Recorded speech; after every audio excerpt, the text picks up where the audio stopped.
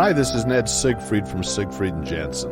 As proud sponsors of BeliefCast, we hope you are inspired by Todd's weekly podcasts, which contain so many courageous stories of recovery and personal growth.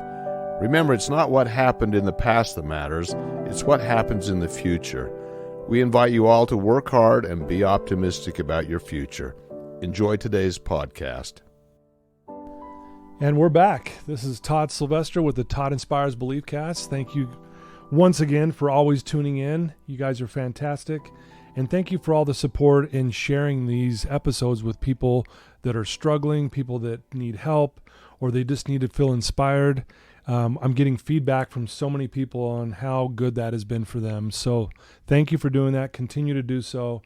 And, you know, I'm just so blessed that I get to bring in some amazing people who get vulnerable and share their, you know, at times horrific stories and what they're doing to get through it and overcome it. And it's just inspiring to me. And I'm the spoiled one because I get to sit here face to face. And today is no different. We're joined with Yvonne Rodgers. I said it correct, right? Yes, you did. Yes, Yvonne, thank you for joining us today. Thank you for having me. I appreciate it. You bet. You guys are going to be, this story is going to just hit you in your heart like no other. But before we get there, I want to thank our sponsors, Wasatch Recovery, Siegfried Jensen, Thread Wallets, Mountain West Spine and Orthopedics, Living Recovery Interventions, and Veracity Networks. Guys, thank you so much for sponsoring this and allowing this to grow because of what you guys do and believe in me. So thank you for doing that. And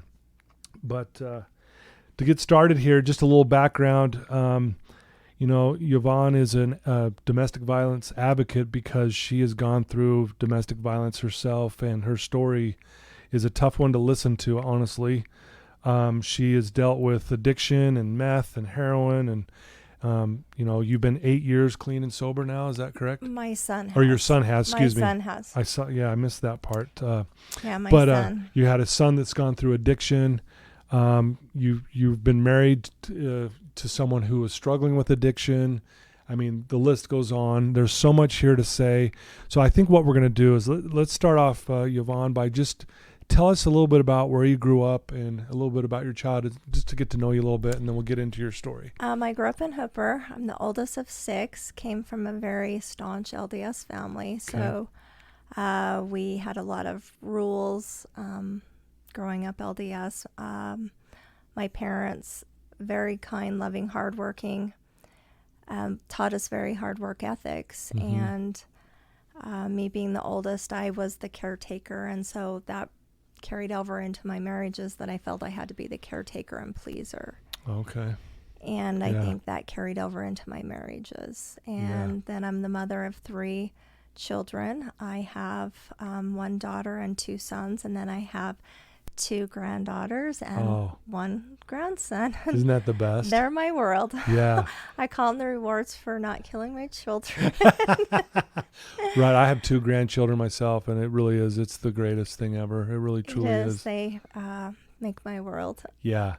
So that's awesome. They're pretty wonderful. And my kids are all doing great now. And I have 3 wonderful, I have 2 daughter-in-laws and 1 daughter, what do you call it? What do you call it? My daughter's husband, he's wonderful too. Yeah, so. Son-in-law? Son-in-law, there thank we go. you. Yes. Yeah. I always get that stuff mixed up too. Yes, and he's awesome. So they're all happily married and doing very well. That's got to feel good as a mom, right? Yes. Right. And it's taken a while for them to get there, but they're all doing well. Yeah. My son, like I said, he went through meth addiction. Yeah, that's tough. And I didn't think he was going to make it, but he did. And he tells his story all the time. Yeah. And I thought I was going to lose him, but boy, I bet he made it through, and he is doing great. And he's been clean and sober now for 8 years. Wow. Well, congrats to your son. I know he's going to listen to this, so props to you. And that really is amazing, because a lot of times we hear the opposite of that. Yes, he did lose a couple of friends. Sure. Yeah. And that was very hard for him. Yeah. And part of it, he doesn't remember when I talked to him about things like this. Mm-hmm. Because I did get permission to share his story, and he said absolutely. And That's good. so it's very hard as a mother to know that I could have lost him. Yeah, man. Yeah, that's a scary thing. And, but again, I'm really happy where he's at. And I'm sure with him sharing his story, it's helping a lot of people as well. Yes. And that's the beautiful thing about sharing your story. And that's really why you're here today, right? Is you have this passion right now to share your story.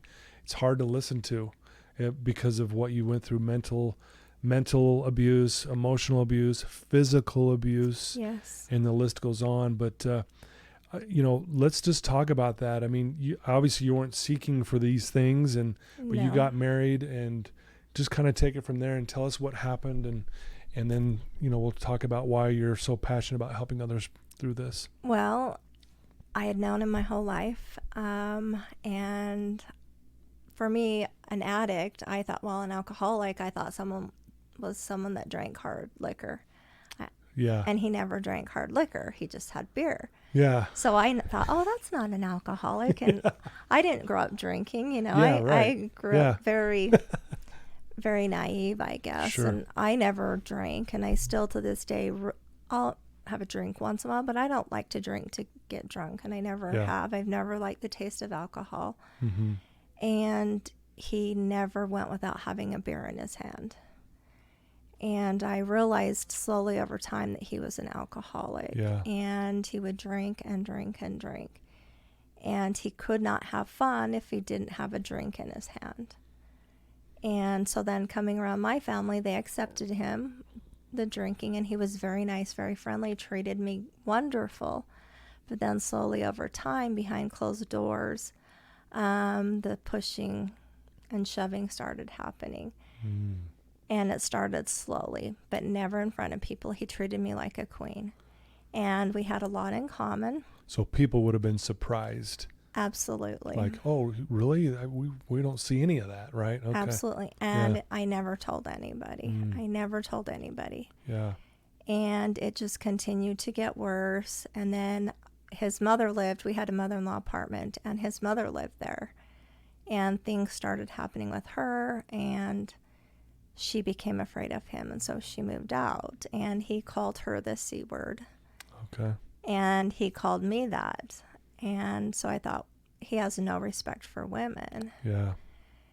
And it just continued worse and worse. And then the physical started, and it became worse and worse. And then it came down to where I didn't know who I was going to come home to, Dr. Jekyll, Mr. Hyde. Mm-hmm. And so I started getting anxiety. I couldn't sleep at night. I was losing weight.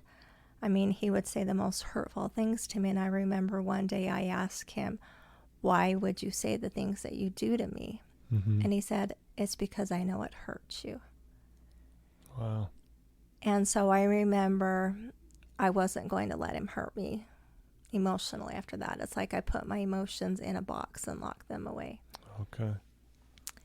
And because I had cared up to then what he thought of me. I mean, he was my best friend. I would come home every day and we would talk after work. Yeah.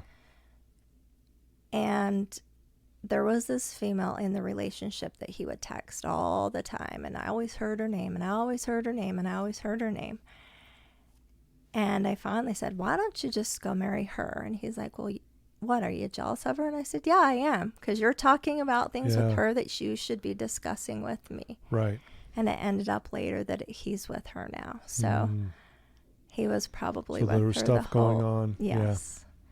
Yeah. And so there was that insecurity, and he would always flip things on me. And that's what narcissistic personalities do. I can't say that he's diagnosed as that, but he definitely has the traits of that. Right. And I remember him asking me, do you not trust me? And he would always put it back on me. And finally one day I said, are you trustworthy? And he didn't know what to say to that. And I didn't realize how much he would turn things around on me. Oh, you ruined my day. You made it so I couldn't do this. You know, it was always about me instead of what he had done. He would flip it.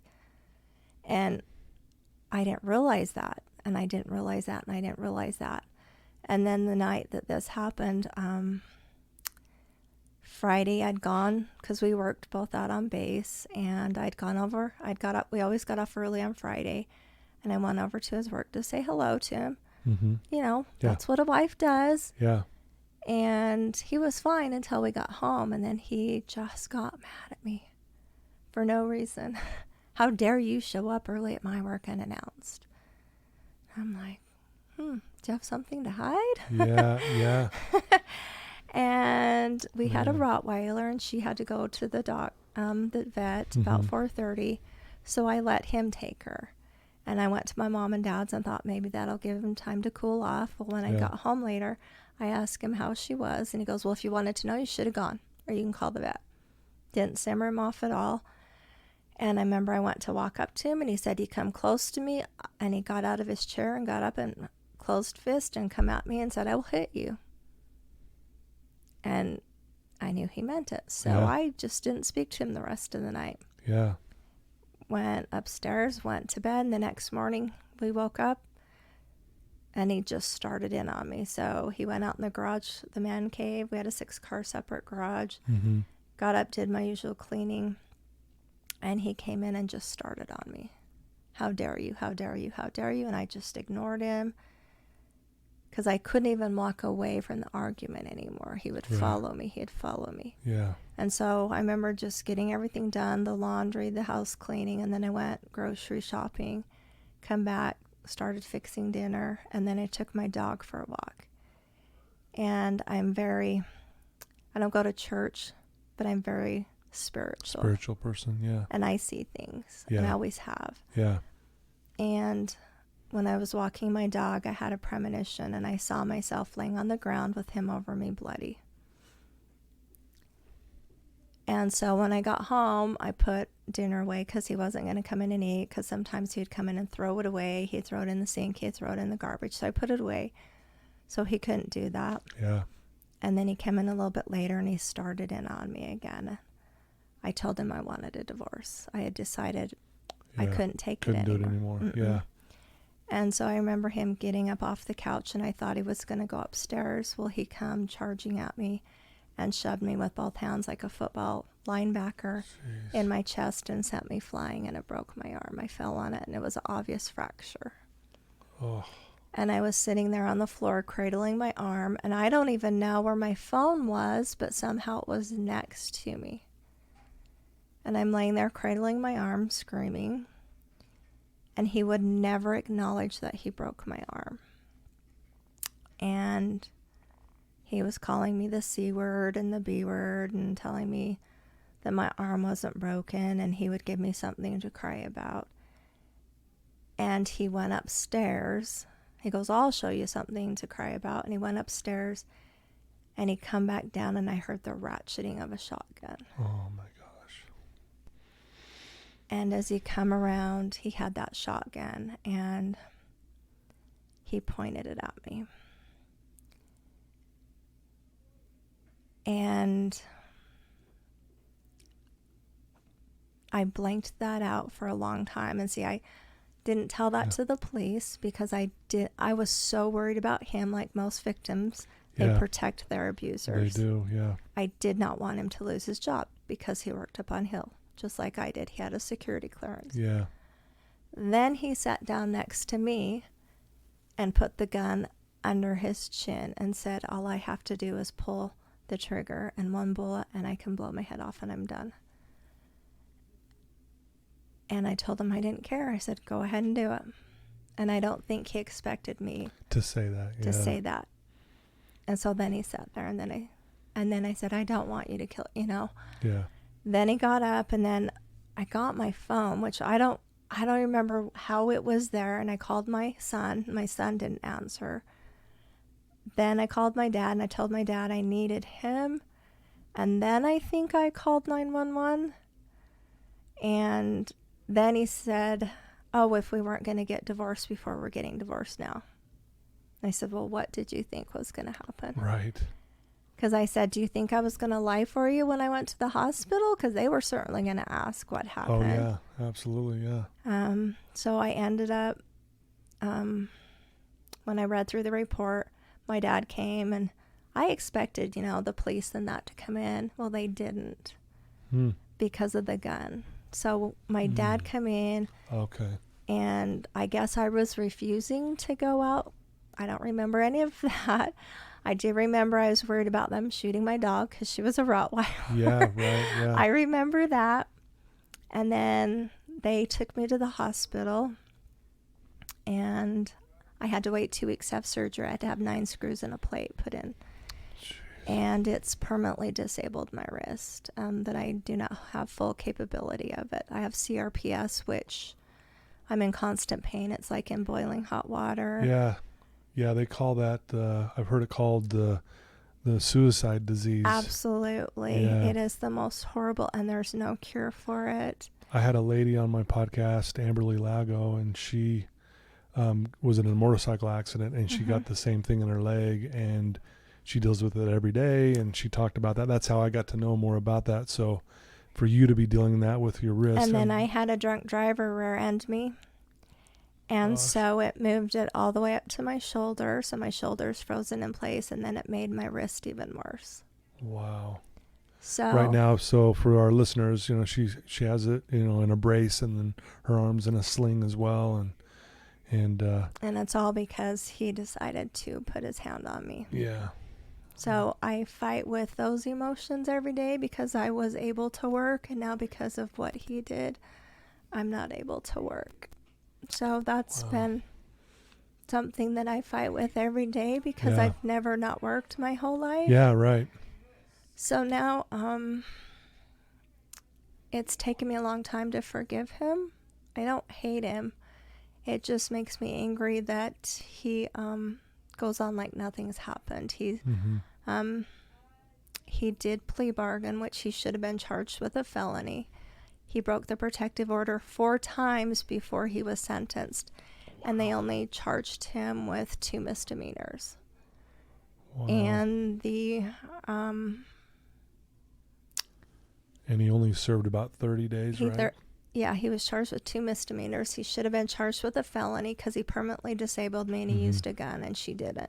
Wow. And he already had a previous domestic violence conviction, and she totally ignored it.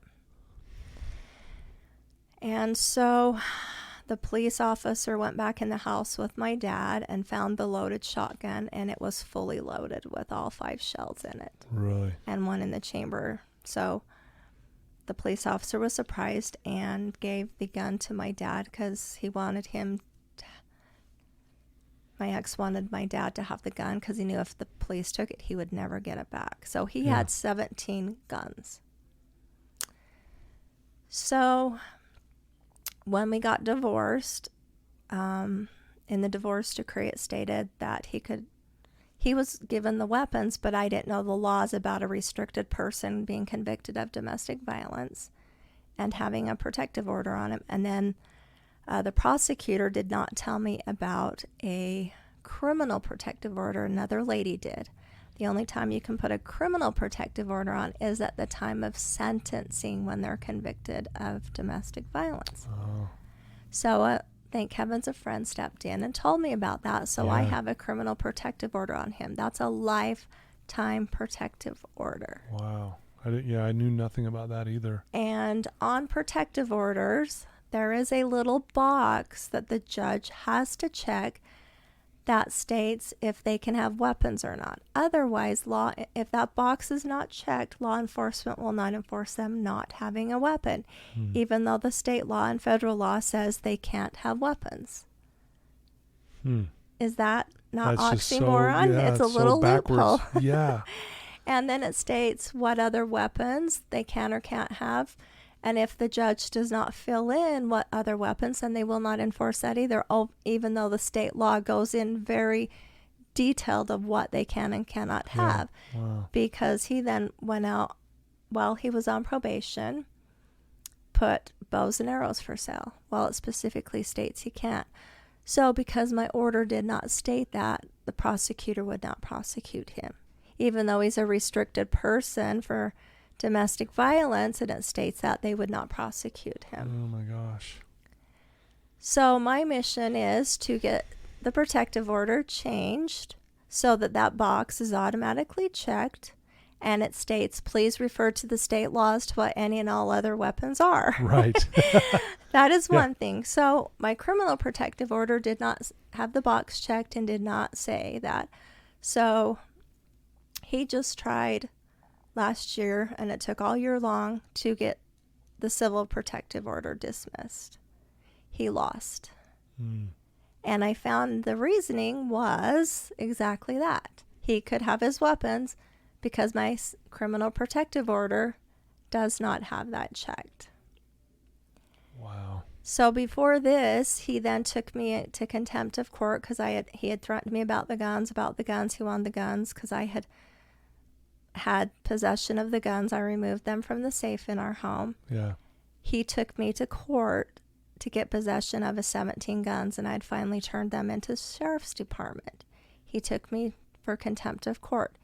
He was awarded custody of all 17 of those guns, and I was ordered to pay attorney fees. I am the victim of him. But now you're being victimized again, it sounds And like. so I had a friend that was an attorney general, and I contacted her. She said that is an illegal order. She said I needed a new attorney. Yeah. And so Right. I tried through legal aid to find somebody that would help me because I had 14 days to respond to that order. Because I had a very nice attorney, very nice man. He just did not understand domestic violence to help me write an order. And he goes, well, at least you weren't held in contempt. I said I was. Yeah. And he meant, well, at least you weren't put in jail. And I'm like, he got his guns back. Yeah. To you, that had nothing to do with it. It was about him getting guns. And I was just, I was having nightmares, you know. At first, I was ordered to go get the guns, and then I had a panic attack, and the judge saw that there's no way I could have gone and got the guns, so she ordered his attorney to get them. So the attorney general gave me the U.S. attorney's phone number and said to call him, and the U.S. attorney got me in touch with an ATF agent. The ATF agent said he cannot have control, he cannot have possession, he cannot say where those guns go. He has to act like those guns do not exist. And he cannot transfer ownership. And we even argued transfer. Doesn't mean transfer like transporting, but transfer ownership. Of those guns. Right. And so I found a new attorney. I wrote my own objection to her ruling. I went to the law library and I filed it, and the commissioner actually tried hearing her own ruling. Really? And I said, that's not how it works. It goes commissioner, judge, Utah Supreme Court, U.S. Supreme Court. That's how you'd go. And so the attorney that I still had at the time, I contacted him because I hadn't quite found a new attorney yet. And he goes, oh, I'm sure you're not looking at it right. I said, I'm pretty sure I am because I'm pretty well educated. Yeah, at this point, you know At this a lot. point, I got really educated in the law. Yeah. And so I brought him what I wrote, and he's looked at it, and he goes, wow, where did you find all this? I said, the law library. And Oh, man. he looked at it, and he looked up, and he goes, she is trying to hear her own objection. So my lawyer rewrote a little bit in lawyer language, Right. submitted it, and all of a sudden it was going to be heard in front of the judge. I said, oh, isn't that amazing when there's a lawyer behind it, what she's not trying to do now? Exactly. So then we had a hearing via WebEx because there was still in the safe at the house because I hadn't removed him Bowie knives, and he's not allowed to have Bowie knives. And there were bullets in the safe because I hadn't taken those because it said I couldn't. They were Right. his property. Yeah. But I could not give him the code to the safe yet because he had threatened me he had coerced me into trying to get the little box checked on the protective order when we got divorced, of getting that gun box checked. He knew. I didn't. Yeah. And so the judge had totally said no. Just because I had to follow the court order does not mean that the judge did not have to follow. So he denied. Oh, wow. So I did not have to give the code to the safe. Okay. So he tried holding me in contempt of court, that I didn't do everything I could to get that box checked. Well, I can't control what a judge does. Right. So I didn't have to give him the code to the safe. So in this hearing, he wanted the code to the safe. So I was doing the talking because I still had my nice gentleman lawyer, and they were wanting the code to the safe. And I said, I believe that would take a modification of the divorce decree.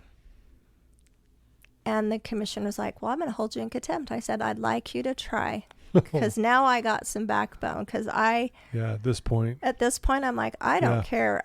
This is wrong. That you can't do this. And I said, there are Bowie knives in there, and I had taken pictures of what was left in the safe, and there are firearms. And I said, that is constructive possession, which he cannot have, and there is not a black and white on this, Your Honor. Oh, well, do you have pictures? I said, I sure do. And so his lawyer is saying, why isn't your lawyer talking? And my lawyer at the time said, I believe she's doing a very good job. She's just doing great, so let her keep going. So wow, that's amazing. We were at a standstill, and so then in the meantime, I got a new lawyer, and my new lawyer actually looked at my divorce decree and said it was an illegal order, because if I had given him the guns, I would have been giving guns to a restricted person, and I could have been charged for giving guns to a restricted person. Oh my gosh. Yes. What a confusing thing. I mean, all of it.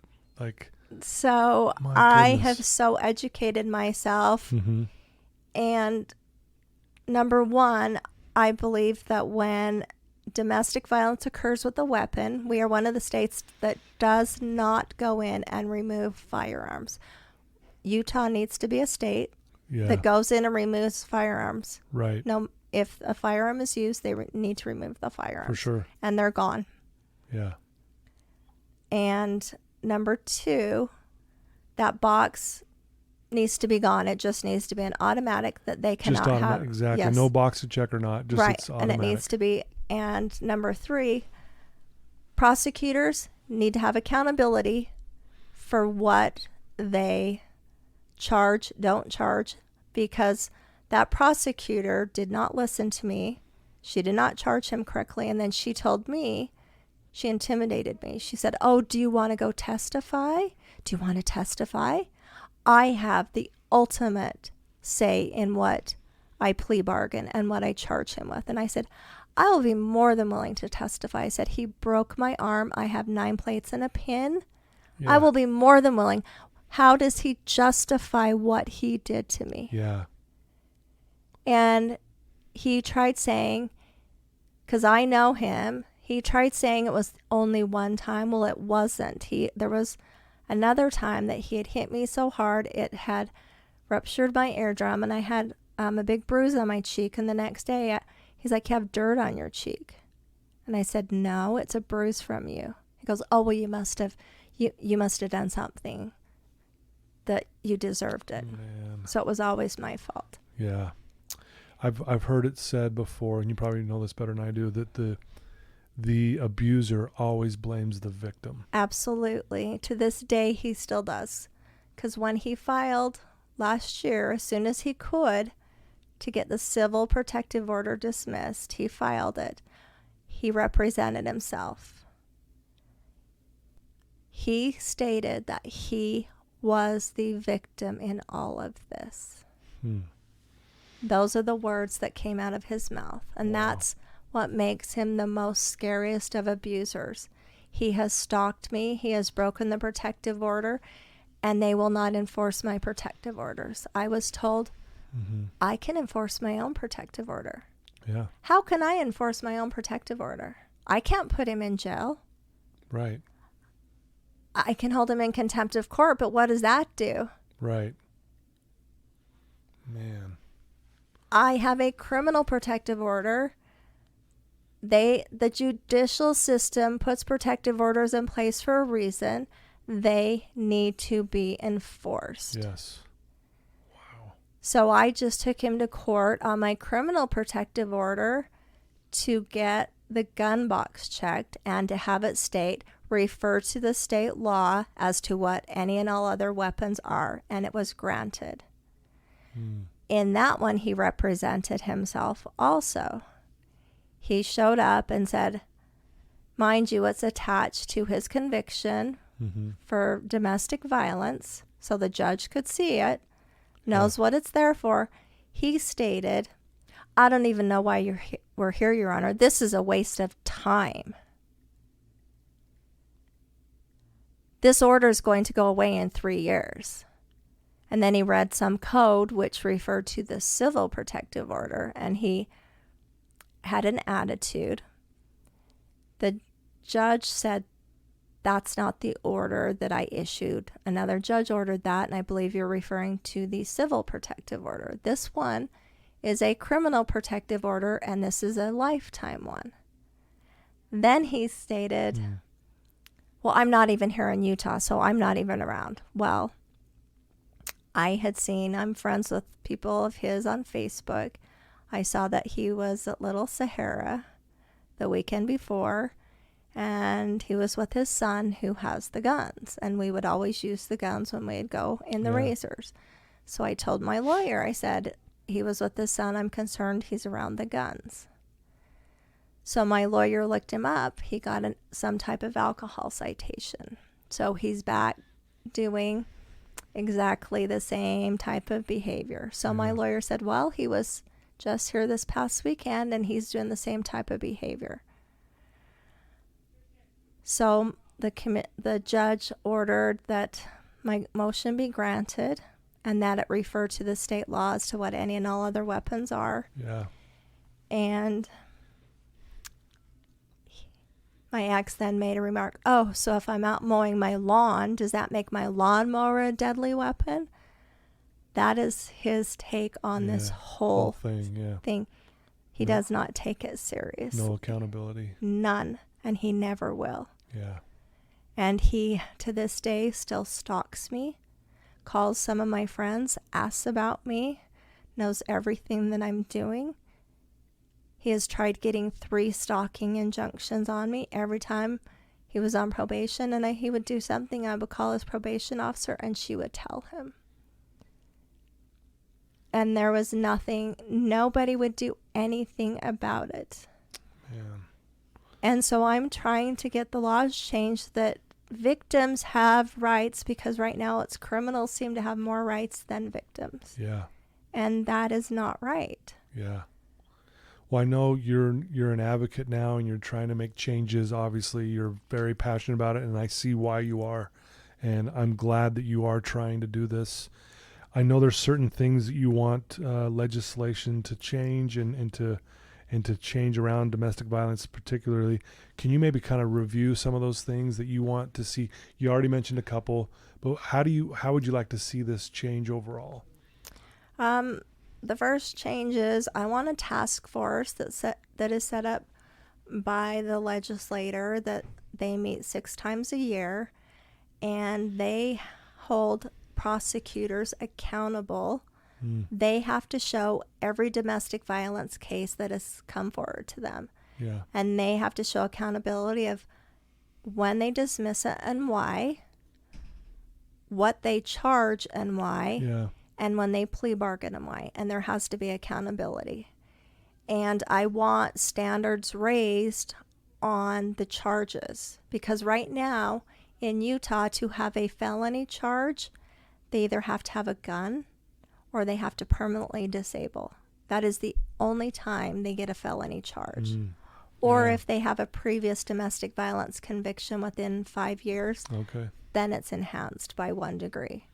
So it's not even necessarily then a felony. It could be a second degree misdemeanor, then it's up to a 1st degree.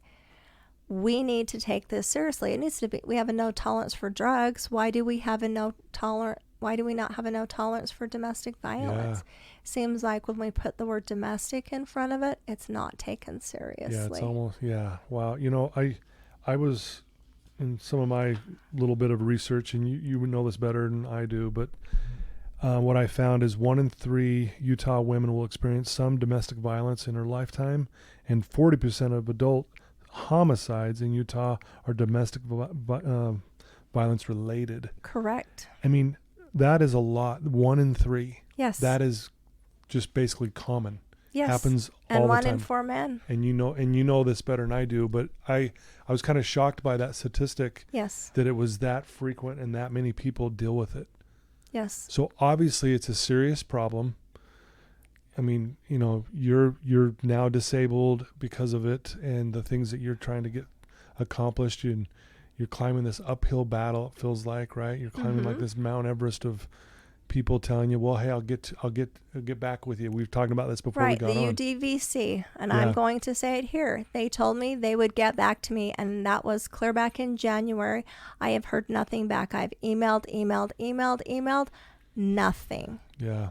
No one wants to step up. No one wants to step up. No one wants to get the facts out there. All they want to do is stick you in a shelter. How does a shelter fix you getting help and stopping domestic violence? All it does is give power to the abuser. We need to be able to keep women and children in their home, in their environment, instead of uprooting them. Right. We need to put the perpetrator maybe in a shelter where they don't get to have all their belongings and they're locked away behind a gate in a prison cell, and take this seriously. Yeah, absolutely. And, maybe teach the women a career that they can provide for themselves, and the children aren't living in poverty, and, get financial aid for them instead of putting them in homeless shelters where homeless shelters, they're getting raped and abused there also. Yeah. And then the other thing that really bothers me, and I've had discussions with this, is if a woman goes back to her abuser, which a woman will usually go back to her abuser. I'm the rare case. I didn't go back.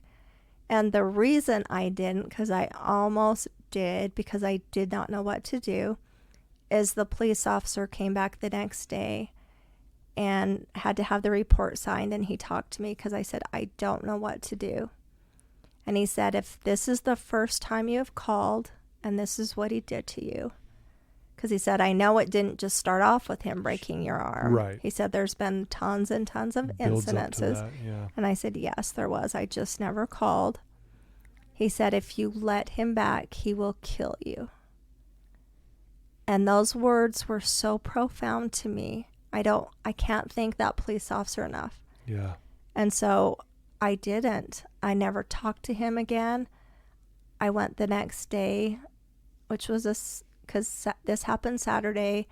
Officer came Sunday. I went Monday and got a protective order on him and never talked to him again. Wow. It takes women between 5 to 7 times to leave their abuser. Man. But see, DCFS, if a woman goes back to her abuser and abuse happens again, then they charge the victim with failure to protect their children. So again, they're victimized by the system. Jeez. Why are they not charging the abuser with abuse? Right. So that's why women go back and stay and don't report. DCFS needs to look at, why aren't we getting the abuser out of the home? Why aren't we charging the abuser? So then the women lose their children. Yeah. So there needs to be, this whole system needs to be revamped. Yeah. Because you cannot be held responsible for someone else's actions. Right. Yeah. And that's what the system seems to do. Yeah. And the first therapist that I went to, he looked at me and he said, why would someone well-educated and as beautiful as you let someone do this to you? Like it was my fault. Man. So really, again, the whole thing seems broken. It does. Because comments like that and victim blaming and, people telling you, yeah, I'll get back with you. And then, then crickets after that. And you already blame yourself enough. You already feel guilty. You already feel like you're not enough, and they tear you down. They tear you down. They tear you down. They make you feel like you're nothing. And then they wonder why the suicide rate among victims is so high. Yeah. And then I did counseling for a year at Safe Harbor, and there was this video which was so profound, of said, why don't you leave? And it was because you fell in love with a person that wasn't real, and they'll give you glimpses of that person, and so you want that person to come back. Yeah. And it's because you loved that person you fell in love with. Yeah, and there's always that hope that it's going to change and everything will be okay, and wow. And they'll give you just enough glimpse and hope, but that person never comes back. Yeah. Wow. Well, I love that you are trying to make a change. I can't imagine how frustrated you feel because of everyone putting you off and not really following through for you. But I'm sure women listening to this right now who have been through what you've been through are grateful that there is someone like yourself that's at least trying. Yes. And going forward and trying to make changes and this and that. And because again, if what you do, Yvonne, that, if that helps someone down the road, I'll have to go through what you did. I would imagine you would think that would be worth it, right? Absolutely. Yeah. Absolutely. There were times I didn't want to live, and if it hadn't been for my therapist, I'm writing a book about what I've gone through and about how I've, more about the judicial system and how I felt and, how to work on yourself and just the whole scenario. Yeah. And hopefully other women can relate to it. Yeah. Because it's a process. You have your good days, you have your bad days. It's a Can roller imagine. coaster. Yeah. And even now today, he still isn't leaving me alone, and it's 4 years. I still live in fear, but I'm going to go down fighting. I always tell my children, if I end up getting killed, they know who it is. But I'm going to go down fighting. I'm not going to live in a corner afraid anymore like I did for 2 years. Man. Well, just what you said, that's hard to even listen to. Meaning, if I was to die, you guys probably know what happened. But for you to go, you know what, I don't care. I'm going to keep fighting and make changes, and that's really inspiring to me, honestly. I'm almost out of words. I don't know. There's so much suffering in this world, unfortunately, and in all areas of life, and this is one of them, obviously, for you. But again, it always just blows my mind that you're sitting here even talking to me at the end of the day, like you're willing to actually come on here, get vulnerable, and share with what you've been through. It's taken a while. Yeah. It's taken a while. I had people turn on me like it was my fault. They even said I fell and broke my own arm. And I thought, what are they saying? And then he actually wrote it in an affidavit that I fell and broke my own arm. And that was just like being punched in the stomach. Mm-hmm. The trust I had in him, that it took away me being able to believe that I loved someone that I thought loved me back could just be so cruel and turn on me, and that everything I thought about him and what he had told me about himself, finding out was a lot of lies. Yeah. And so it's been really hard for me to retrust. And so I'm learning to pay a lot closer to my intuitions. Yeah. And not words, but actions. Actions, exactly. Because people can say words. He would always say he was sorry, he was sorry, he was sorry. But then he would turn around and do the same thing over and over and over again. The clients I work with who have gone through similar things you've gone through, I always like to say, believe the red flags, not the apologies. Exactly. Because again, apologies mean nothing. Apology means nothing, but the apology is a way to manipulate, to tug on your heartstrings a little bit. Yep. Give me another shot, or help me out here, and it won't happen again. That kind of stuff. But, yes. And I think, like you said, when someone's going through it, it's like you fell in love with the idea of who this person you thought was. Yes. And you keep thinking, the apology kind of like makes you feel like, okay, maybe that's coming back. Mm-hmm. Maybe that's okay. Maybe we are moved. We're beyond this bad stuff. Now it's going to be good from here on out. And then Right. and then it happens again, and then again, and again. And I read this book by Lundy Bancroft, and it's Mhm. called Why Do They Do That? And that book was so profound because it described, I mean, that could have been a book about me. Yeah. And he was a therapist that Mm-hmm. did therapy with people that were in jail, so that was court ordered, obviously. Yeah. And he studied them for 20 years, and then he even talked to the victims.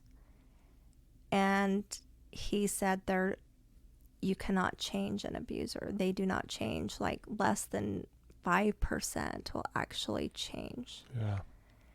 And when I realized that, I mean, because I still have feelings for him Yeah.